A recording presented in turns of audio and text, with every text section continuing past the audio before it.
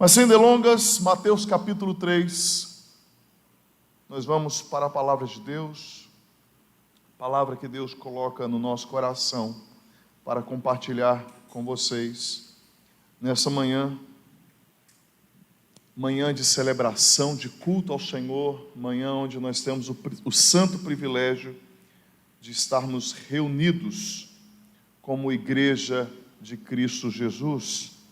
E Deus tem uma palavra para o meu e para o seu coração, amém? Você crê nisso, amém? Então fica atento que Deus tem algo para tratar comigo e com você nesta manhã. Mateus capítulo 3, a partir do versículo 1 até o versículo 12, diz a palavra do Senhor. Naqueles dias apareceu João Batista, pregando no deserto da Judeia, e ele dizia: arrependam-se, porque está próximo o reino dos céus. Pois é a João que se refere o que foi dito por meio do profeta Isaías: voz do que clama no deserto, preparem o caminho do Senhor, endireitem as suas veredas. João usava uma roupa feita de pelos de camelo e um cinto de couro. O seu alimento eram gafanhotos e mel silvestre. Então os moradores de Jerusalém, de toda a Judeia e de toda a região em volta do Jordão, iam até onde ele estava, e confessando os seus pecados, eram batizados por ele no rio Jordão. Quando João viu que muitos fariseus e saduceus vinham ao seu batismo, disse-lhes: raça de víboras, quem deu a entender que vocês podiam fugir da ira que está por vir? Produzam fruto digno de arrependimento, e não pensem que podem dizer uns aos outros: temos por pai Abraão. Porque eu afirmo a vocês que Deus pode fazer com que dessas pedras surjam filhos a Abraão. E o machado já está posto à raiz das árvores. Portanto, toda árvore que não produz bom fruto é cortada e lançada ao fogo. Eu batizo vocês com água para arrependimento, mas aquele que vem depois de mim é mais poderoso do que eu, do qual não sou digno de carregar as sandálias. Ele os batizará com o Espírito Santo e com fogo. Ele tem a pá em suas mãos, limpará a sua eira e recolherá o seu trigo no celeiro, porém queimará a palha num fogo que nunca se apaga. Que Deus nos abençoe por meio da sua palavra. E você diz: eu estou envolvido em um projeto musical de um resgate de músicas, hinos clássicos, uma roupagem. O desafio é juntar o tradicional com o moderno. E diante desse desafio, até na próxima semana estou voltando para Curitiba para terminar a gravação da orquestra. Nós temos vivido experiências bem marcantes. Mas o último single que lançamos, estávamos com os arranjos prontos, a orquestra tinha sido gravada, o coral também, a música mixada, masterizada, a identidade visual do projeto estava pronto, definido. Aí fomos para o planejamento e divulgação. Aí o diretor da gravadora disse: pastor, nós precisamos impulsionar as campanhas nas redes sociais, Meta, Facebook, Instagram, TikTok, Kawaii, YouTube, as plataformas de música. E ele falou: seria ótimo também trabalharmos com clipagem, release nas mídias evangélica e secular. E ele concluiu dizendo: um bom nome de peso no meio gospel cairia muito bem. Eu falei: um nome de peso? Ele falou: sim, porque eles causam um impulsionamento orgânico na campanha musical, que vai fazer com que a música, o single, cresça de forma natural. Mas o que fazer quando você não tem um nome de peso para tal feito? O que fazer quando a única coisa que você tem para impulsionar o caminho para uma longa e desafiadora jornada é apenas um primo profeta? Esse talzinho parece ser a versão do primeiro século do protagonista do aclamado seriado que está em alta, aí não sei quem está assistindo, lá na Prime, o Reacher, quem assiste ou já assistiu? E eu não estou falando isso pela altura, né? Pela musculatura, pela força, mas sim pela dureza deste homem e o meio rígido de viver. Porque nós estamos diante de uma pessoa impetuosa, um homem fervoroso, intrépido, rosto bronzeado, barbado, cabelos alongados e embaraçados. Seus olhos, os olhos deste homem é tão agreste, tão desajeitado, cansado quanto a região de onde ele vem. Ele não tem roupas, não traz roupas sobre si de uma grife famosa. A gente nem precisa frisar nisso, porque quando nós olhamos para o texto, nós já percebemos que esse sujeito, ele tem simplicidade. Nós não precisamos focar na alimentação dele, porque não é exigente. Basta apenas dar a ele um pote de mel e alguns gafanhotos, e ele vai ficar satisfeito. O texto diz isso. Se no tempo dele existissem redes sociais, dificilmente ele estaria entre um daqueles que estão inscritos no Instagram, por exemplo. Mas se por acaso ele vivesse em nosso tempo, e eu fico imaginando que ele postaria no seu Instagram um post do tipo, ele colocaria uma serpente e escreveria #raça de víboras.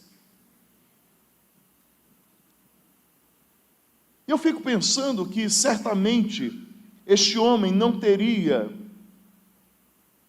um grande número de seguidores, pela sua forma incisiva, às vezes truculenta, mas em hipótese alguma disposta a negociar o evangelho.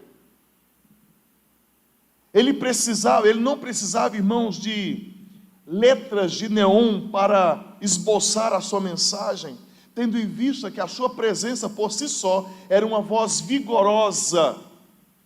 A sua presença já era um poderoso sermão, e não é sem razão que o profeta Isaías diz sobre ele, que ele seria aquela voz que clamaria no deserto: preparem o caminho do Senhor, endireitem as suas veredas. Nós estamos falando de João Batista, ou João o Batizador. E diferente de muitos que pensam que João Batista é um nome composto, o Batista não tem nada, não é sobrenome, viu? É apenas um rótulo que diz respeito àquilo que ele fazia. Eu estou me lembrando, certa feita, eu estava numa igreja pentecostal, um irmão estava pregando e falava: irmãos, porque João Batista não tinha nada de batista, ele era pentecostal. Esse batizador, então, ele tem uma missão, e diferente do que muitos pensam, ele não tem essa missão apenas no intuito de mergulhar ou aspergir pessoas, mas o seu ministério principal é o anunciamento do julgamento de Deus e da vinda gloriosa do seu eleito. Esse primo profeta é mais um em uma simples, porém gloriosa lista de pregadores em comum, que tinham em si o comprometimento com o nivelamento, ou melhor, com a abertura de um caminho excelente para o prometido rei. E se você tomar em suas mãos essa lista, ou seja, as escrituras, você vai perceber que entre alguns nomes dessa lista está Moisés, está Noé, Elias. Todavia, como o próprio Jesus incisivamente falou lá em Lucas capítulo 7, versículo 28, entre os nascidos de mulher, ninguém é maior que João. Em concordância com aquilo que o anjo anunciou sobre o nascimento do próprio João Batista. E o anjo disse a Zacarias: ele será grande diante do Senhor, não beberá vinho nem bebida forte, e será cheio do Espírito Santo, já desde o ventre de sua mãe. Todavia, mesmo diante de tamanha grandeza, o próprio João declarou: convém que ele cresça e que eu diminua. Eu estou me lembrando de um meme que correu nas redes sociais, de um irmão, não sei se você viu isso, que falou: olha, que Jesus cresça e que a gente desapareça, um negócio assim. E é quase que dessa forma. A filosofia de vida de João era menos de mim e mais de Cristo. Você pode dizer comigo, menos de mim e mais de Cristo? Com essa coragem que você está falando, vai dar tudo certo. Diga, menos de mim e mais de Cristo. João era respeitado pelos seus ouvintes, odiado pelos legalistas, perseguido pelas autoridades reais e aguardado pelos plantonistas de profecia. João, o batizador, é um dos grandes exemplos do que é viver por Cristo, para Cristo e com Cristo. E se você duvida disso, veja o que ele mesmo falou, quando em uma oportunidade ele aponta para Jesus e disse: este é aquele de quem eu dizia, ele vem depois de mim, mas é mais importante do que eu, pois já existia antes de mim. E ele conclui a sua fala dizendo: e eu não sou digno de desamarrar as correias das suas sandálias. Para João, Jesus era mais do que um primo especial, mais do que um redentor bendito, mais do que um rei glorioso e um salvador eterno. Para João, Jesus era a sua própria vida. Será que Jesus é para você também a sua vida? Isso porque João viveu por Jesus e ele morreu por Jesus. Será que o mesmo pode ser dito sobre mim e você? Porque essa vida de menos de mim e mais de Cristo nos traz uma convicção de quem tem um chamado claro e inabalável. E nós lemos o texto, e o texto deixa muito claro no início, dizendo que ele estava pregando na Judéia, e ele chamava as pessoas ao arrependimento, dizendo: olha, o reino de Deus está próximo. Ele era o cumprimento de uma voz profética no passado.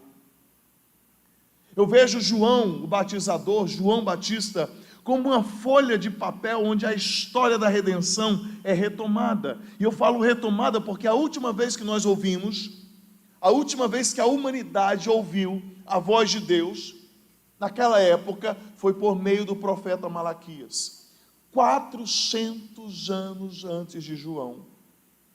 Diz o texto de Malaquias: eis que eu lhes enviarei o profeta Elias, diz o Senhor por meio de Malaquias, antes que venha o grande e terrível dia do Senhor. Ele converterá o coração dos pais aos filhos e o coração dos filhos aos pais. Na época, Israel teve o templo reedificado, mas não tinha a atenção de Deus. Eles mantiveram os seus ritos religiosos, a prática dos seus ritos religiosos, mas Deus permaneceu silente por 4 longos séculos. Haviam comemorações, sacrifícios, celebrações, louvores, mas a palavra de Deus não era ouvida. Deus simplesmente se calou. Mateus descreve sucintamente o surgimento do ministério de João com apenas 2 palavras. Está no texto: naqueles dias. Lucas, porém, o evangelista, é mais minucioso ao dar detalhes históricos da época, dizendo que Tibério César era o imperador de Roma, Pôncio Pilatos era o governador da Judéia, Herodes Antipas era o tetrarca, ou seja, ele governava 1/4 da Galileia, e Filipe, seu irmão, era o tetrarca de Abilene. O precursor de Jesus inicia seu ministério em um mundo político e religioso extremamente conturbado, submerso no caos. Desde o alto império romano, as cortes de governanças menores, a corrupção, a depravação e a violência corriam soltas. Parece até que estou descrevendo o Brasil, né? Do imperador aos seus subservientes governadores, a falta de boa conduta moral e o respeitoso senso de dever para com o povo. Isso no campo político e no religioso. no religioso a coisa era muito mais séria. Pois aqueles que deveriam ser os guardiões da boa conduta e da fé irrepreensível estavam sequestrados por uma gana visceral do próprio ventre. O texto cita fariseus e saduceus, duas classes religiosas, pelo menos. Os saduceus eram um dos segmentos religiosos da época que estavam rendidos aos interesses financeiros e, por sua vez, eles oprimiam o povo. E os fariseus? Os fariseus, eles oprimiam por um lado de um legalismo sem fim, do qual eles mesmos não estavam dispostos a enfrentar. O templo, a chamada casa de Deus, foi transformada em um covil de feras exploradoras. As doutrinas essenciais das Escrituras foram abandonadas pela inescrupulosa conveniência, e o status oposicionista aos demandos romanos foi abandonado por um protecionismo egoísta sem propósito. E é nesse ambiente que João surge, é nesse ambiente que ele aparece, é nesse tempo de sequidão espiritual, quando tanto a liderança política quanto a religiosa, assim também como o povo, eles estavam completamente rendidos ao pecado. E aí Deus, por meio de João, fala. O pastor e escritor escocês William Barclay, ele diz que o aparecimento de João foi como um ressoar repentino da voz de Deus.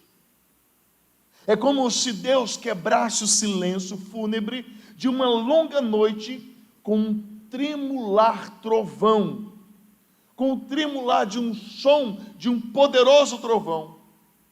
Eu concordo com o respeitadíssimo pastor Charles Swindoll, quando ele diz que João, o batizador, prega, e a sua pregação não é adaptada à sensibilidade dos que o buscavam. Nós não encontramos na mensagem de João a preocupação de agradar os ouvintes. Nós não vemos João evitando palavras como pecado, arrependimento, julgamento, fogo. Como muitos pregadores do nosso tempo hoje fazem questão de esconder ou ocultar. João não se importava com o que as pessoas pensavam dele, da roupa que ele vestia, daquilo que ele comia. Ele tinha uma missão, e qual era a missão? Pregar a mensagem de Deus. A mensagem que Deus lhe deu para pregar, doa a quem doer. Via de regra lá em Mogi Guaçu, eu falo quase que todo domingo. Não gostou, levanta e vai embora. Irmãos, como pastores, nós não temos a responsabilidade ou compromisso de ficar massageando o seu ego, passando a mão da sua cabeça. A gente tem um compromisso com Deus. E 99,9% da palavra de Deus é confrontamento. Tem lugar para motivação? Tem. Tem lugar para inspiração? Tem. Mas a palavra, em sua maioria, é enfrentamento. Porque nós estamos sendo lapidados para ir para o céu. Ah, mas o pastor aqui prega duro, difícil. Irmão, aguenta. Aguenta. Infelizmente, essa geração ficou ruim depois que Metiolate parou de arder, né? Reparou? Minha mãe abriu Metiolate, como é que chama? Isso mesmo. Ela abria aquilo, eu já estava gritando lá na esquina. Parou de arder. É uma geração que não aguenta nada. Ouça a palavra de Deus e aguenta firme, porque Deus está curando as feridas da tua alma. Deus está trabalhando com você. E João não se importava com o que as pessoas falavam, ele tinha esse compromisso com a palavra. A consciência deste homem está respaldada na convicção de um chamado claro e inabalável. Aí eu tenho que perguntar para você, como está a sua consciência? Você vive para Jesus, por Jesus e com Jesus? É triste a constatação de que, diferente de João, falta em nosso tempo a convicção, a firmeza na fé. Muitos, ludibriados pela própria cobiça, busca um evangelho de amenidades, de conveniências. Nós vamos, não, eu vou para o culto, porque eu quero receber de Deus. A gente só quer receber, não quer entregar nada. Esses dias vocês conheceram o Jorgito, né? Meu pastor de idosos lá. Tem que trazer ele aqui para fazer um cappuccino, só para idosos.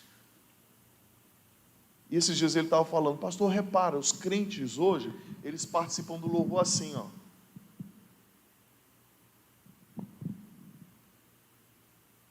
A gente não entrega nada. Os palmeirenses dão a vida no estádio e até hoje não tem mundial. Fala Deus, né? Os corintianos, os são paulinos, né, irmão? Da vida. E por que para Deus a gente vai assim, na força do ódio? Porque para Deus tem de ser de qualquer jeito? Porque nós não entregamos a Deus tudo que temos e somos, a nossa força. Parece que nós só queremos receber de Deus. Hoje falta, irmãos, a mensagem de arrependimento e sobejam palavras de triunfo. Quem te viu passar na prova e não te ajudou, quando vê você na bênção vai se arrepender. Quem conhece? Ninguém conhece. Vai estar entre a plateia e você no palco, vai olhar e ver Jesus brilhando em você. Ninguém conhece. Quem sabe no seu pensamento você vai dizer, meu Deus, como vale a pena a gente ser fiel. Na verdade a minha prova teve um gosto amargo, mas minha vitória hoje tem sabor de mel. Tem sabor de mel. Ah, vocês conheciam, né? Sobra palavras de triunfo. Falta o choro amargo pelo pecado que devastou. E sobram, irmãos, risos de ostentação pela depravação que segue ganhando espaço nas brechas de nossa ignorância cristã. A cristandade hoje não é mais confrontada, ela é mimada, mal acostumada, ensimesmada. Muitos estão cantando, eu estou gastando a vida por Jesus, mas na verdade estão tentando granjear algum ganho, algum tipo de lucro com ele. E isso nas mais diversas áreas da vida. Arrependei-vos, do verbo metanoeo. Mude de mente, mude para melhor, emende o seu coração, volte-se para Deus, mude de maneira radical, converta-se do seu pecado, mantenha firme a convicção de um chamado de vida por Cristo, para Cristo e com Cristo. Deus nos chama a um arrependimento contínuo. E Ele está fazendo isso nesta manhã. Menos de mim, mais de Cristo. Isso também nos chama a uma posição de autonegação e humilhação que tira os holofotes de si e aponta todas as luzes para Jesus. Roupa simples, comida não sofisticada. João é alguém que direciona toda a glória para Cristo. Está aí uma das coisas que o mundo não busca promover, irmãos, a renúncia. Está aí uma das coisas que a igreja do presente século não busca viver, humilhação e humildade. Mas com muita calma nessa hora. A simplicidade externa nem sempre é um retrato que está no coração. Tem muita gente humilde por fora, mas orgulhosa por dentro. Parece que nós vivemos num mesmo contexto em que o teólogo Tomás de Aquino, lá do século XIII, viveu. E há uma história que diz que este frei católico foi visitar o Papa e os dois se alongaram em uma conversa fervorosa.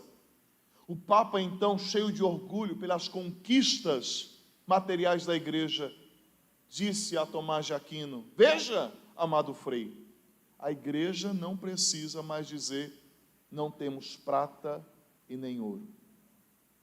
E de assalto, Tomás de Aquino respondeu ao Papa: é verdade, Vossa Santidade, mas também não podemos mais dizer, em nome de Jesus o Nazareno, levanta e anda. A igreja da pós-modernidade está ocupada com seus altos programas, com seus métodos de sucesso, com suas estruturas estonteantes, mas parece, irmãos, que nos falta, parece que falta à igreja aquilo que é essencial para a sobrevivência: poder do alto. E a causa disso nada mais é do que a falta do genuíno arrependimento e a voluntária confissão. Muitos crentes hoje são verdadeiros caçadores de glória. Eles querem um reconhecimento a todo custo. Eles brigam por prestígio, se abarrotam nos pedestais deste mundo, vivem encandecidos com os holofotes de uma adoração esvaziada do verdadeiro evangelho. São oportunas as palavras do pastor presbiteriano do século XVII, Matthew Henry, que ele fala sobre a humildade de João Batista. Ele diz, eu abro aspas para ele: observe que frequentemente aqueles que são mais honrados são os que menos se importam com a honra, aqueles que vivem uma vida de mortificação, que são humildes e que se autonegam e que morrem para o mundo, motivam respeito. Talvez você pense, uma vez que conhece a história desse servo de Deus, que João o Batizador foi uma persona não grata em sua geração. Eu fico pensando que talvez, se João Batista vivesse em nosso tempo, talvez alguns de nós não gostaria de ouvi-lo, não o aceitaria como pastor. Já pensou, irmão? O pastor de vocês fala aqui: raça de víboras! É capaz de ter uns até limpando veneno assim do lado. Muitos talvez não gostariam de ouvir a respeito de uma mensagem dura, da exposição da hipocrisia, transvestida até de piedade. João Batista também seria persona não grata em nosso tempo, mas é oportuna a lembrança daquilo que o apóstolo Paulo fala em 1 Coríntios, que Deus escolheu as coisas loucas deste mundo para envergonhar os sábios, e escolheu as fracas do mundo para envergonhar as fortes, e Deus escolheu as coisas humildes do mundo, as desprezadas, e aquelas que não são, para reduzir a nada as que são. Quem ou o que era João em seu tempo, senão um louco, um fraco, um alguém desprezado? Eu creio de todo o coração que João, de novo, se ele vivesse em nosso tempo, irmãos, talvez nós como igreja pediríamos a cabeça dele, como Herodes o fez. Mesmo com uma mensagem impetuosa, o aparecimento de João foi modesto. Ele nunca buscou as luzes da ribalta para si. Ele nunca se engrandeceu ao ponto de se sentir acima do seu Senhor. No Evangelho, segundo nos escreve Lucas, nós encontramos a informação de que as pessoas conspiravam no coração de que João era o Cristo. E a resposta desse santo homem foi a seguinte, abro aspas para o texto de Lucas: eu na verdade batizo vocês com água, mas vem aquele que é mais poderoso do que eu, do qual não sou digno de desamarrar as correias de suas sandálias. Ele os batizará com o Espírito Santo e com fogo. Já reparou que hoje a cristandade está indo na contramão? Basta você reparar nas fachadas dos templos por aí. É a foto do pastor com chapéu. É outro com a mão grandona estendida assim. É o bispo não sei das quantas, é a bispa não sei da colar. O homem está sendo mais engrandecido do que o próprio Cristo. E parte disso, irmãos, a culpa é nossa, da igreja. Sabe por quê? Eles fazem isso porque eles têm público, ou melhor, eles têm clientela. Crente que crê na palavra de Deus não segue David Leonardo. Recebeu a cajadada? Para de seguir ele agora, abre aí teu celular. Não segue. Não segue. Nessa época, com tantas facilidades tecnológicas, eu não estou tirando a legitimidade, por exemplo, de você ver as mensagens do pastor Augusto Nicodemos, pastor Hernandes, homens de Deus. Mas deixa eu falar uma coisa para você. Em vez de você honrar esses homens, honre seu pastor, porque quem tira carrapicho de você é ele. Você vai, no máximo que vai acontecer com o Hernandes, é você tirar uma foto dele, ou com ele. Nada mais. Vai lá para ver se Hernandes vai tirar carrapicho seu. Vai lá. Procura Nicodemos para ver. Honre as pessoas que alimentam você nessa santa casa. No nome de Jesus. Mas a gente fica caçando, irmãos, idolatrando pessoas, criando os ídolos. Às vezes nós vivemos uma época onde os ídolos da música gospel foram mudados agora, né? Agora são os pregadores do evangelho da autoajuda. Por isso que a gente vê matérias do tipo, o Brasil está se tornando, há alguns anos isso aconteceu, que o maior país católico do mundo está se tornando evangélico. Recentemente, a estimativa é que em 2030 nós sejamos a estimativa, ela inverta-se, ou seja, de fato seremos um país de maioria evangélica, mas partindo do pressuposto que é um país evangélico, não era para a coisa estar diferente. E por que está do jeito que está? Está do jeito que está desde quando? Lá na década de 90, a gente começou a achar bonito a Gretchen ir no programa Livre, ou no programa do Jô Soares, e ela tirou o piririmpim e começou a colocar Jesus salva assim, e dançando um seminua na televisão. A Gretchen é crente. Achar que o evangelho é um modismo. É urgente, irmãos, a necessidade de nós observarmos a nossa vida em santidade diante de Deus. Pararmos de querer endeusar os homens. Este profeta da anunciação redentiva sabia que o pregador não é maior que a pregação, que o mensageiro não é mais importante que a mensagem, que o obreiro não está acima da obra e que o servo não é maior e nem melhor do que o seu Senhor. O princípio de João é menos de mim e mais de Cristo. E qual é o seu princípio? Qual é o seu norte de vida? O papel de João era apresentar Jesus. E uma vez que ele apresenta Jesus, ele deveria sair imediatamente de cena. João testifica da luz, mas ele não é a luz. Ele aponta para o Cordeiro de Deus, mas ele não é o Cordeiro. Em sua mensagem, João deixa claro, eu tenho um batismo humano, mas só Jesus concede o batismo divino.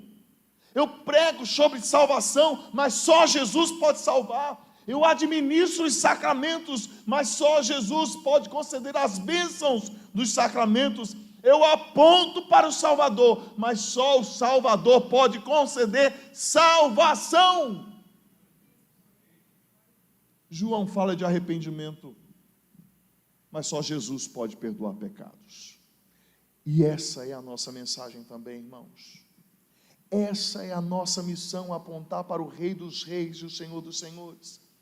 A igreja de hoje, como eu já falei, depois da onda dos cantores, dos ídolos da música gospel, nós ficamos venerando os pregadores. É estarrecedor ver nas igrejas crentes que abandonam o convívio da comunhão e se encastelam apenas no modo virtual. E deixa eu falar uma coisa, e aí nós vamos trazer isso para o aprisco reformado. Talvez você fale assim, não pastor, mas os reformados nós não temos esse hábito. Não, às vezes nós não idolatramos pessoas, mas idolatramos a teologia que nós carregamos. E aí com isso a gente acha que só os reformados vão para o céu. Desprezamos o assembleiano, desprezamos o batista, o quadrangular. Meu irmão, A teologia é uma tentativa do homem alcançar e entender Deus, mas o Evangelho é a missão efetiva e definitiva de Deus, tocando e alcançando o homem. E o Evangelho não está enclausurado, encastelado dentro dos muros de uma instituição. Tem gente crente, salva, piedosa, lavada e remida no sangue de Jesus, em outras igrejas de confessionalidade teológica divergente da nossa, e às vezes até muito mais comprometida do que muitos crentes ditos reformados. E por que eu digo isso? Porque às vezes a nossa postura de pseudo-defensores de uma sã doutrina é orgulhosa e desprovida de humildade. Menos de mim, mais de Cristo. E este é um desafio que nos chama a permanecer firmes e fiéis, custe o que custar. João, ele viu que os fariseus vinham ao seu batismo, ele chamava-os, raça de víboras, chamavam eles ao arrependimento, e ele dava essa palavra: olha, o machado está colocado na raiz, vai cortar, é preciso produzir bons frutos. E é um desafio agigantado para nós crentes no século 21 permanecermos fiéis e firmes, custe o que custar. Os rótulos se multiplicam, fanáticos, loucos. Lá no meu Nordeste, eu lembro que os crentes, teve uma época que eram chamados de bodes, quentes, povo da Bíblia, povo do livro da capa preta, povo barulhento, extremistas, intolerantes, excludentes, fascistas, nazistas, direitistas, desalmados, sem amor, isso, aquilo. Irmãos, tudo que é rótulo coloca na gente. A nossa denúncia do pecado se tornou um motivo para a perseguição. O fato de nós não coadunarmos com a subversão do homem não quer dizer que nós não amamos o pecador. Se esse ou aquele pensamento social está consonante com a Bíblia, uma vez que nós a temos como regra de fé e prática, não nos torna desse ou daquele espectro político. Nós somos bíblicos. Certa feita, agora recente, um irmão estava na classe, nós temos uma classe lá de pessoas que vêm de outras denominações, que chama-se Me Encontrei, e geralmente essa classe sou eu que ministro, e o irmão falou assim: pastor, eu devo então falar que a partir de agora eu sou calvinista? Eu falei: não, você tem que falar que você é bíblico. Sou bíblico, sou crente, servo de Jesus, porque Calvino não leva ninguém para o céu, irmãos, assim como Armínio. Só há um caminho, e o nome dele é Jesus. Parece haver em nosso tempo uma verdadeira chacina de reputações. Basta você se colocar do lado da verdade, você é cancelado, anulado, recriminado. Muitos cristãos chegam a se pôr em um lado de oposição quando você fala a verdade. E esses tais não admitem que seu pensamento cativo a fés como o cientificismo, o racionalismo, o logicismo, ou seja, a adoração, a lógica, não admitem que tais pensamentos sejam confrontados. Queridos, pode falar o que quiser falar, a Bíblia continua sendo a absoluta verdade. Mas nós estamos dispostos a pagar o preço por isso. O mesmo Jesus já tinha advertido, lá em João capítulo 15, versículo 20, se perseguiram a mim, também perseguirão a vocês. E João, o batizador, soube muito bem o que é ser perseguido. A mensagem de João não era secreta, mas pública. Por mais que ele pregava no deserto, ele nunca foi diminuto quando o assunto foi dos seus ouvintes. Sempre tinha muita gente ouvindo ele. O texto que nós temos em tela nessa manhã nos diz que vinha gente de toda parte para ouvir João pregar, e não somente isso, vinha gente de todo tipo, publicanos, soldados, nobres, pobres, religiosos, mas nem todos reagiram ao chamado de João ao arrependimento com o coração quebrantado e um espírito humilde. E quem ganha atenção agora são os fariseus e os saduceus, porque esses tais, eles representavam a superstição hipócrita e a descrença carnal. Há uma ala na erudição bíblica que defende que tais grupos foram até João em busca de batismo, enquanto existe uma outra ala que diz que eles foram ali investigar o que João estava fazendo para relatar às autoridades de Jerusalém, porque eles temiam uma espécie de revolução por parte de João, uma vez que o povo o tinha como profeta. Mas a sentença de João, chamando-os de raça de víboras, é interessante, porque João não trata esses tais como autoridades, não trata eles pelos títulos que eles possuem, mas ele lhes fala abertamente de uma mensagem irretocável e irrefreável. E diante da mensagem do reino de Deus, resta apenas duas opções: arrependimento genuíno ou condenação inescapável. Diante da mensagem do Evangelho, irmãos, ou o homem se arrepende, ou ele se entrega definitivamente à condenação. E conhecedor do deserto como era, João usa de uma linguagem, digamos, lúdica, para falar das condições desses falsos piedosos. E a primeira delas é a seca extrema ao ponto de produzir fogo. Ou seja, João está falando sobre o fogo que viria, e este fogo naquele deserto causticante, tão quente, fogo era produzido em cima de uma palha ou de galhos secos, e quando o fogo se alastrava, as víboras saíam das suas tocas. Mas também quando acontecia algum tipo de chuva esporádica e vinha algum tipo de florescer no deserto, os agricultores vinham e com as suas enxadas, eles tascavam, eles podavam, arrancavam a raiz daquelas mudas, descobrindo então, mais uma vez, a toca dessas víboras. De todo modo, João está falando que eles estavam fugindo, seja da condenação de Jesus, de uma forma ou de outra.